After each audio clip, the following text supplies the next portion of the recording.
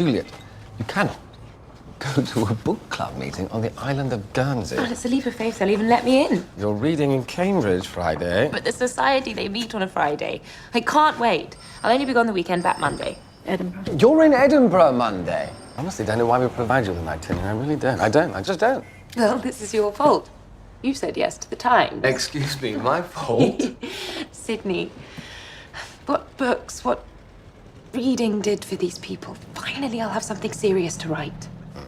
And that is Lily James starring as Juliet Ashton in the Guernsey Literary and Potato Peel Society. Potato Peel Pie Society. Starring as Juliet Ashton in the Guernsey Literary and Potato Peel Pie Society. Can we call it T-GLAPS for sure? You can. I think people could call it whatever they want for sure. Well, as an acronym, T-GLAPS, I think that's right, TGLAPPPS.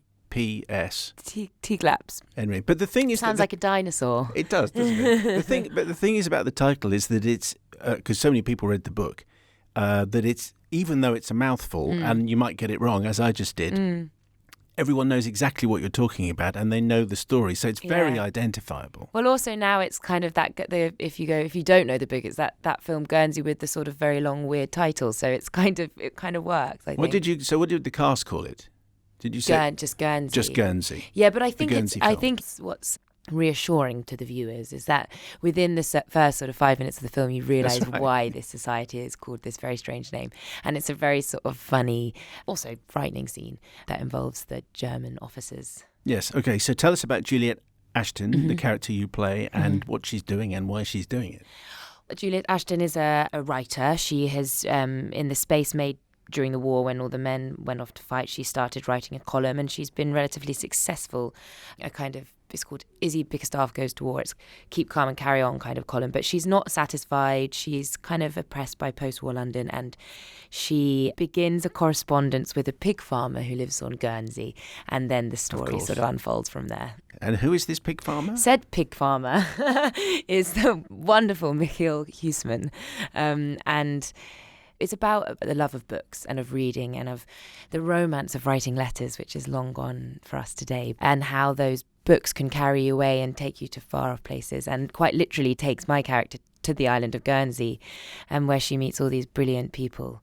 And also we see you being very kind of, not unhappy, but frustrated by London, even though you're very successful and you're earning a stack of money. Yeah. It's not really you. It's not enough. She wants more. And she wants less, actually. And actually in the end, more is less. She certainly, the drive to be a writer and to get her book out and to tell stories is huge for her, and she feels unfulfilled in what she's doing creatively. But also, she says, do you ever feel we've emerged from a long black tunnel into a carnival? I think she finds London, this sort of forced sense of sort of joy, and this very charming man she's with, it all feels very phony, and she can't quite understand it, but she's not happy. And then she goes off on this journey and finds what it is that makes her happy. So can you explain who the members of the Guernsey Literary and Potato Peel Pie Society are? Because nailed it. Thank you. Because it's very much an ensemble piece, really. Because they form the society, and it's a way into describing some of the horrors of living in Guernsey under the Nazi occupation. Yeah. So there's this bonkers brilliant book club, which is Penelope Wilton, Tom Courtney, Catherine Parkinson, Jess Brown-Finlay, and this wonderful young actor Kit. And when Guernsey was occupied during the war, which I didn't know, and they were living under Nazi rule, trapped prisoners on their island with no contact with the outside world, and books was how they came together and escaped from their lives via Jane Austen or, Emily Bronte, and have these brilliant debates. And it's like a book club of your dreams. It's very funny and hectic and rowdy. And you find Juliet finds herself in these book clubs and just sort of realises what life is about and finds that joy again, really. So the book, which came out in 2008, written by Mary Ann Schaffer, who passed away before it was published, then finished by her niece, Annie Barrows. Is there any truth? I know it was heavily researched and so on, but is there any truth in this story at all? No, I think it's just Mary went to Guernsey and found out, just like Juliet Ashton, that it was occupied, and I think she became fascinated by what that meant and what those islanders lived through, and the fact that it isn't so well known. We know that France was occupied, but we didn't, and other places. So I think she created these marvelous characters. And Annie was there at the premiere, which was really exciting, and she sort of said she thinks that she's proud of how it's turned out, and it must be such an emotional thing to take on a book from your auntie and to finish it for her. There's a sort of,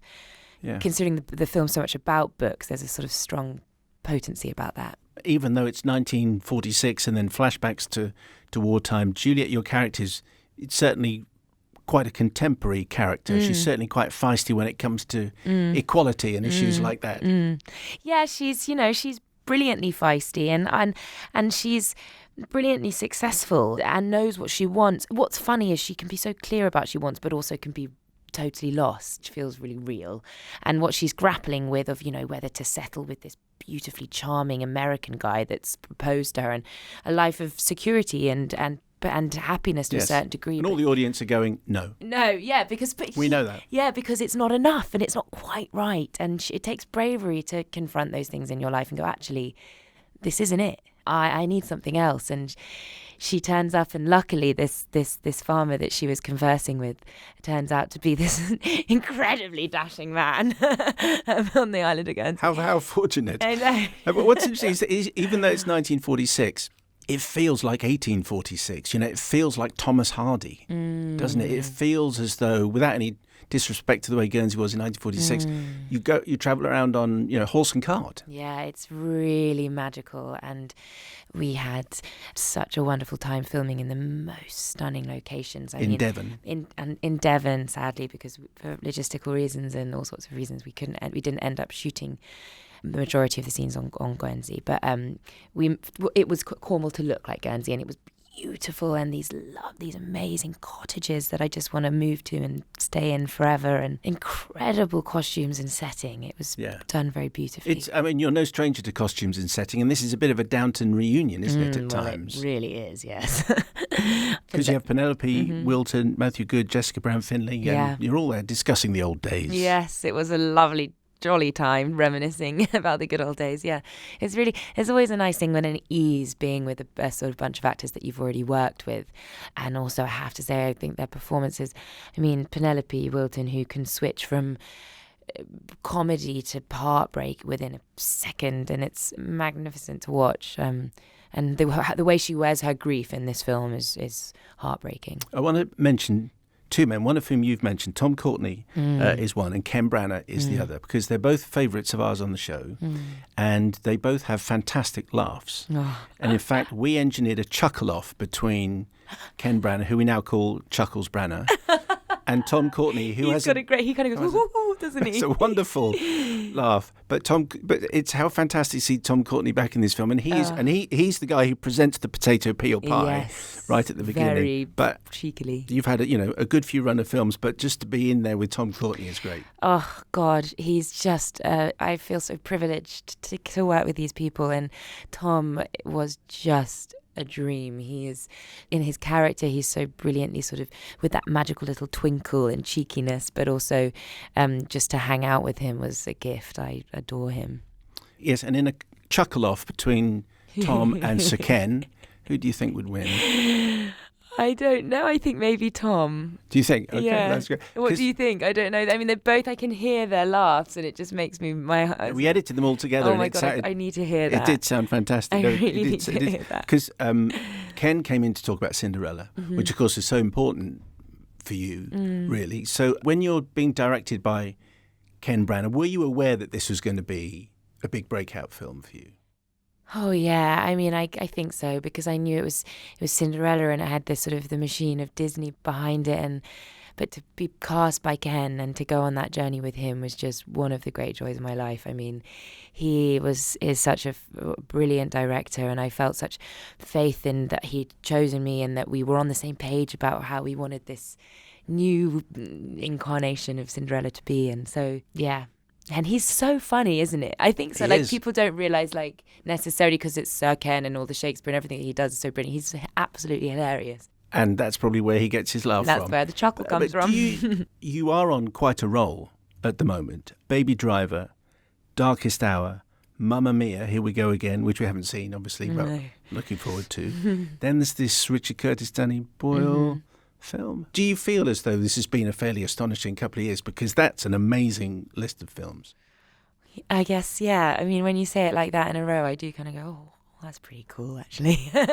And I'm, yeah, it has. It's been a great couple of years, actually. And then within that, where there's these sort of making Guernsey, and I did another independent film called Littlewoods, which is at Tribeca next week. And to do those other films in between, I feel very, very lucky. Yeah. So 1946 for Guernsey, a few years on from the events depicted in Darkest Hour. Gary Oldman was on the show long before all the Oscar stuff happened, but was wonderful to talk to him. When you are acting opposite him, did you get that? I mean, obviously, it's an amazing transformation and an extraordinary performance, for which he's been rightly lauded. Did you get the sense that, hang on, I'm watching something extraordinary here? I mean, you were fantastic in it, as was Kristen Scott Thomas, but did you think, I haven't seen this before, this is amazing? Yes. I really, really did. From the very first read-through, he did it in his full kind of prosthetics, and he was there, and it was like having Winston Churchill in the room. I mean, it was astonishing. And to be in those very intimate spaces with such a master, my typewriter in this tiny, tiny little room as he was pacing, reciting these great speeches that we all know, it just felt so real. And there's something with all that prosthetic, Gary, through those eyes, just pierced out. Yeah, I knew. And did the word Oscar appear in your mind at any stage, or, backstage chat when Gary wasn't listening? I think it was discussed, as in like when I was, when the film was discussed, it's such a big sort of working title film with Gary at the heart of it. I think those things are things that sometimes you think, but you don't want to think too far ahead. You don't want to jinx yourself, and you don't want that to be the focus, obviously, because that's, it's not about that. But it was, I suppose, certainly I thought this is a real moment for him, in his huge career of phenomenal moments. Yes. Is there anything you can tell us about Mamma Mia? Just because a lot of people are thinking, wow. I'm never boo. No, not really. I mean, I sing Mamma Mia at one point. You're the young Meryl Streep, aren't you? Horror. I am. That's quite a moment too. That's something that I try not to think about too often. Yeah. But it was generally good.